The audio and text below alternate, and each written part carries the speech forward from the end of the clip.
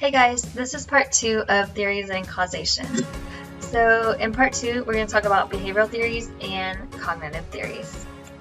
With our behavioral theories, we're going to talk about Pavlov, Watson, Skinner, and Bandura. So all 4 of these guys.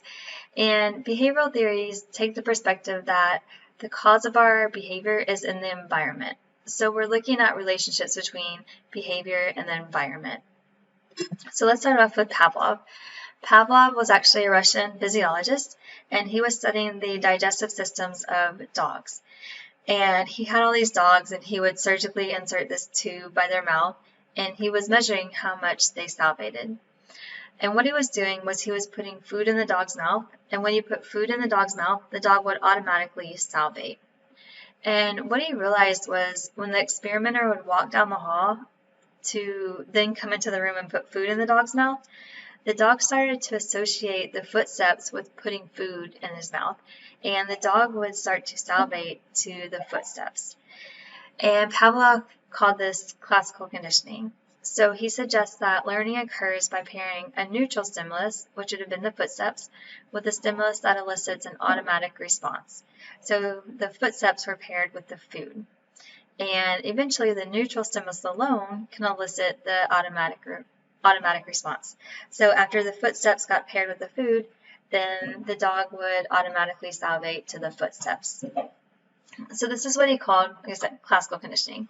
So before the conditioning, there's some type of what he called an unconditioned stimulus. So before the conditioning, there would be what he called an unconditioned stimulus, and it produces an unconditioned response. Unconditioned means that there's no type of learning that has to occur. This is due to our evolutionary history. So you put food in the dog's mouth, he's going to salivate. Also, the salivation to the food is a reflex. So you guys are going to hear me say the word elicits. So the food elicits salivation. It's a reflex. It's involuntary. And then in our previous example, we used footsteps, but Pavlov also used tones and things like that. So a tone was originally neutral to the dog. The dog did not salivate to the tone, but you pair the tone with the food. So you play the tone, give the dog food. Play the tone, give the dog food. And eventually, after pairings, the tone itself will elicit salivation. So the tone now becomes what he calls a conditioned stimulus, and it elicits a conditioned response. Remember, there's that word elicits again, so that means it's a reflex. The dog hears a tone, and it's involuntary, he salivates. It's a reflex. Another thing I want to point out is that both of your responses are salivation, but they don't have to be. And remember, there are 2 different responses. So the unconditioned response is salivation to the food, and the conditioned response is salivation to the tone. So 2 different responses, and they may look very similar. So both of these are salivation. Are the dog salivating, but they don't have to. So let me show you guys how to apply classical conditioning, an example where your UR and your CR are not exactly the same. So think about bees. You guys may see this and just have some anxiety and run away. You guys might be thinking, I know for me, I see a bee outside and I run, or I hear one and I'm out of there. So how does this occur? And there are a couple of different theories as to why this happens, and one of them can be explained. One way that this can be explained is through classical conditioning. So somewhere in your past, you might have had a bee sting you and it elicits pain. So the bee sting would be an unconditioned stimulus. Pain is an unconditioned response. Due to our evolutionary history, bee stings you, you get pain. No learning has to occur. That's where you get that unconditioned. And then you might see the bee before it stings you. So sight of the bee gets paired with a bee sting, elicits that pain. And with pain, a lot of times you only need 1 pairing, 1 or 2 pairings, and it's been conditioned. So after you see the bee and it stings you, just the sight of the bee may result in anxiety, which will result in you running away or screaming or whatever it is. So here's an example of your unconditioned response with this, which is pain. So the response from the bee sting, and your conditioned response, which is anxiety, to the sight of the bee. Realize that this is different from the salivation response in that the side of the bee can't cause pain, but it can cause anxiety. So these two responses don't have to look exactly the same, but they still are reflexes that are elicited from either the US or the CS. Now, like I mentioned earlier, you might just hear the bee and run away or scream. And this can happen when you add another layer onto this typical classical conditioning paradigm, which is typically what happens in the real world. So side of the bee elicits anxiety. So now, before you see a bee, you might hear one. So the side of the bee already elicits anxiety, but now you might hear the bee and then see the bee, which elicits anxiety. And after that pairing, just the buzzing will elicit that anxiety. So you might just hear a bee in the outside and just take off running or scream or whatever it is due to that anxiety. I did want to also point out that this is one explanation for phobias as well. So if you have this example of the bee, it could actually generalize to other animals that buzz. And it becomes a phobia when that fear response or that anxiety response is out of proportion to the situation and results in your daily functioning in life being compromised. So if you have this anxiety to bees and it generalizes to other flying animals, then you might not leave your house because you don't want to encounter a flying animal or a flying insect, whatever it is. So that significantly disrupts your daily functioning. So this is also one explanation of how phobias can develop. Okay, let's look at Watson. Watson was the one that really established behaviorism. He really looked at behavior as the study, as a topic of study, and really influenced psychology to look at the relationship between what was going on in the environment and behavior. So Watson took Pavlov's classical conditioning paradigm and applied it to humans and looked at emotions. So Watson had this little boy called Little Albert, and he was about a 9-month-old baby. And you guys have a video of Little Albert posted in your module. So you guys can kind of watch his experiment. He taped it. And what he did was he put a bunch of things in front of Little Albert. So a white rat, a bunny, a monkey, things like that. And Little Albert was a pretty cool kid. He just sat there and took it all in. He was happy, he laughed, things like that. And then what Watson did was he took the white rat, and every time Little Albert would reach for the white rat, which was originally neutral, Watson would bang a pipe behind Little Albert, and it would scare Little Albert, and he would cry. So the banging is that unconditioned stimulus that elicited the unconditioned response, which is your crying. The rat was originally neutral, and after about 7 pairings, so Little Albert would see the white rat, try and reach for it, Watson would bang the pipe, and Little Albert would start crying. Eventually, the rat itself elicited the crying. So the rat now became the conditioned stimulus, which elicited the conditioned response, which was the crying to the white rat. And Watson found that this fear actually generalized to other stimuli that looked similar to the white rat. So white bunnies, even Santa's beard. And all these, when Little Albert was presented with them, he started crying. So similar to what we were talking about with our phobias, but this is due with emotions and emotional behavior.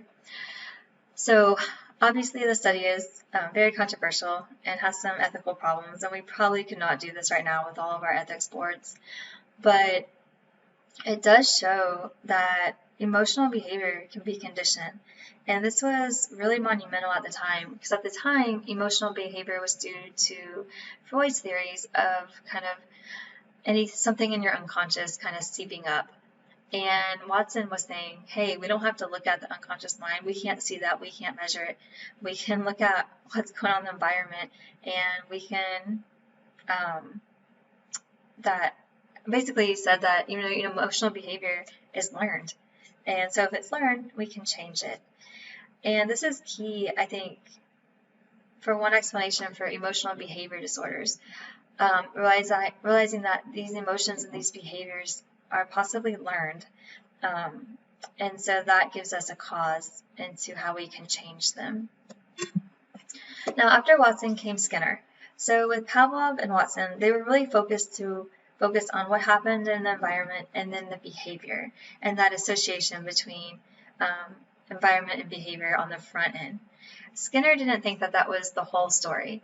And so Skinner started looking at what happens after the behavior occurs. And so he started developing a science of consequences. So he found that after an animal emits a behavior, if the behavior is reinforced, then they repeat that behavior in the future, so the behavior is strengthened. And if that behavior is punished, then the behavior is weakened, or it's less likely to occur in the future. And behaviors that are strengthened, so if you emit a behavior and it's reinforced, and it increases the future probability, then that's called reinforcement. And if you emit a behavior and it's punished, and that decreases the future probability, then we call that punishment. One thing I want to point out with Skinner is that he established what we call a three-term contingency. And we call these the ABCs of behavior. And you guys will see this as we go through the course and we start talking about problem behaviors and the function of behavior and things like that. We are going to be talking about this three-term contingency. So remember your ABCs of behavior. A are antecedents, so things in the environment that happen before the behavior occurs. B is the behavior, and C is the consequence, so things that happen in the environment after the behavior occurred. And we look at functional relationships. So those are if-then relations.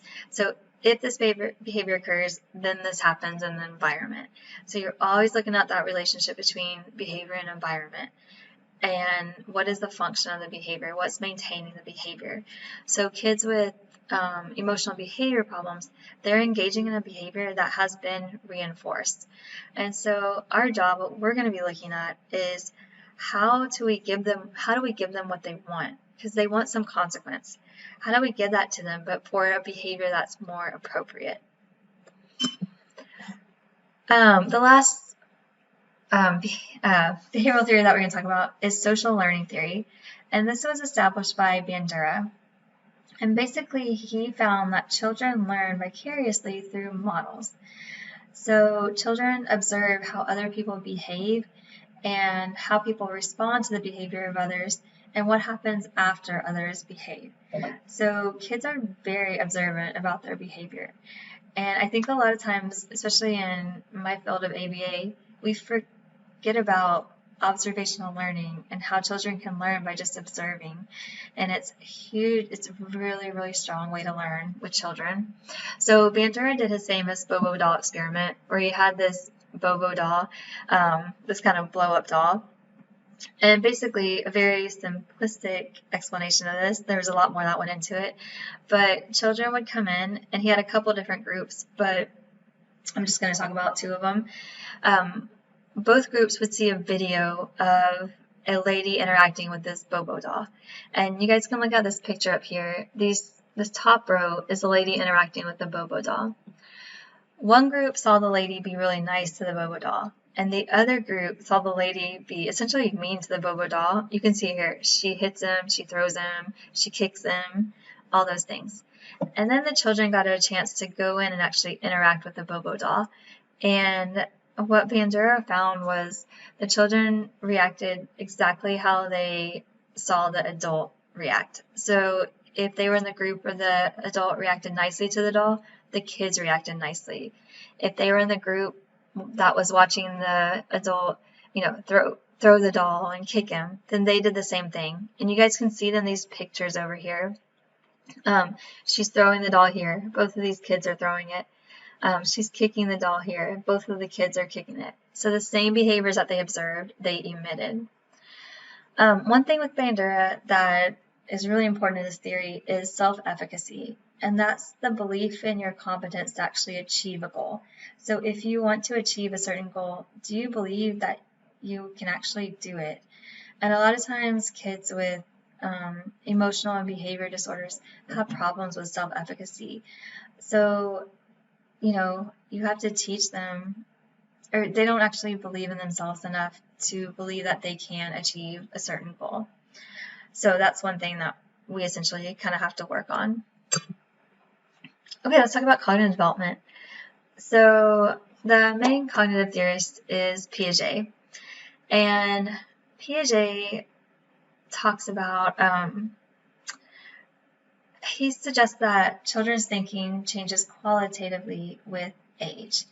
Piaget was really interesting. He actually formed his theories by watching his own kids, and he focuses on schemas. So schemas are organized patterns of thoughts or actions. And we acquire schemas all the time. We acquire information into our schemas change, become more complex, all those different things. With schemas, like I said, so basically kind of another explanation is an expectation of a situation. So we have schemas about everything. These are expectations about how the world works. If your friend tells you that she wants to meet you at a restaurant for lunch and you've never been to the restaurant, you have this organized pattern of thought, or you have this expectation about what you're going to walk into. You're going to see a table and chairs and all those things. We have schemas about classrooms. You can have never been in a classroom at a different university and have this expectation about what is in that classroom. And with schemas, we can assimilate information into our schemas. So we have new experiences that fit our existing schemas and we incorporate information into them. Or we have experiences that don't fit our schemas and that cause our schemas to change. And in that instance, we accommodate our schemas. So if you guys look at this picture, a little kid has a rattle and starts banging it. So they start to explore their world, and then they pick up a block, and they start banging the block. And so they assimilate this object into their schema of banging things. Then they pick up an egg, and they try and bang it, and it doesn't work out so well. So now they have to accommodate their schema and realize that, hey, I can bang this rattle on this block, but I cannot bang this egg. And so that's how our schemas start to develop. We assimilate new information in them, and information that doesn't fit, we accommodate our schemas. All right, Piaget talks about 4 main theories as to how we develop cognitively. And actually, each of these stages are broken down further into stages, but we're just going to talk about these main stages. The first one is a sensory motor stage. And this is when the kid experiences the world through their senses. So Piaget is really focused on the biology of how this occurs. And he suggests that kids are just little scientists, and they experience the world when they're little by basically putting things in their mouth, which I can attest, my daughter puts things in her mouth all the time. So the main thing in stage 1 is object permanence. So this is when they develop this idea that, hey, if something in the environment, if I don't see it, that doesn't mean that it's not there. So if you guys look at this picture, this little kid has a ball. The adult takes the ball and puts it underneath this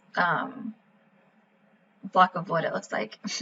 And when the kid can't see it, if they do not have object permanence, then they think the ball is gone. If they do have object permanence, then they realize that the ball is still there, they just can't see it. And this is why peekaboo is so fun with kids at this age, in that they, you hide your face and they think you're gone, and then you reappear. All right, the second stage is the preoperational period, and during this stage, kids are really egocentric. So basically, if they get upset and they have a specific stuffed animal that cuddles them, then when they see their mom being upset, it's very possible that they'll go up to their mom and hand their mom that stuffed animal, because if it comforts them, it has to comfort their mom. And I have a video for you guys in your module that shows a little kid doing this task with the pyramid, or with the mountains. And so I want you guys to watch that main part of the video, and I want you guys to see what happens in this preoperational period with the egocentrism. And basically, I'll kind of briefly explain this, but you guys will see it when you watch the video. You have these mountains, and there's usually objects on each side. And if you're standing on one side, you can see the objects in front of you, but not the objects on the other side. And so a kid will stand on one side, an adult on the other side. An adult will ask the kid what the kid sees. And then they'll switch sides. and the adult will again ask the kid what he sees, and it'll be different objects. And then the adult will ask the kid what the adult sees. And remember, the kid had just been on that side, but the kid will oftentimes say still what they see in front of them. So you guys will see that on the video. Also at this stage, there's no conservation. And when Piaget talks about conservation, he talks about realizing that you might have the same amount of water in a glass, but if it's a different glass, if it's a skinnier glass, then the levels look different. So realizing that you might have the same amount of things, but they could look different. So one of the tests that he does is he puts water in 2 glasses that are the same, and he asks the kid, do these 2 have the same amount of water, or are they different? Typically the kid says the same. And then the kid watches the adult pour the water in one of the glasses of water into a taller glass. So now it's the same amount of water, but you have a taller glass, skinnier taller glass. So if the kid does not have conservation, then when the adult asks which glass has more in it, they're going to point to the one where the levels are higher. And Piaget has lots of these. They're kind of fun to do with kids. You can do it with pennies. So you can put 5 pennies in a row, 5 pennies underneath it, and make sure that they have the same length. And then you can ask the kid, are there the same amount of pennies? And they'll typically say yes. And then you take the bottom one and expand it. And then you'll ask them again. And they typically said if they don't have conversation, they'll say that the bottom row has more pennies because it's longer. So conservation, then you have the concrete operational phase. And in that phase, they do have conservation. So they'll be able to tell you at the end of that water task that they both have the same amount, regardless of the levels of the water. The concrete operational, this is when they start to think logically about different events. Not abstractly, but just logically. And then the last stage is the formal operational stage. So this is when you get that abstract thinking. So in this stage, you might ask a kid, or an adolescent, what would they do? What would happen if we all woke up tomorrow and we were all blind? And a kid that was in the formal operational stage might say something along the lines of, well, the people who have been blind this whole time would actually emerge as leaders and teach us all how to deal with it, and we would all adapt. All right, so here's your summary. We talked about Pavlov, his classical conditioning paradigm. We talked about Watson and little Albert. We talked about Skinner and operant behavior and the 3-term contingency. We talked about Bandura and observational learning, and then Piaget with his stages of cognitive development. Alright guys, that's it for part 2. Thanks.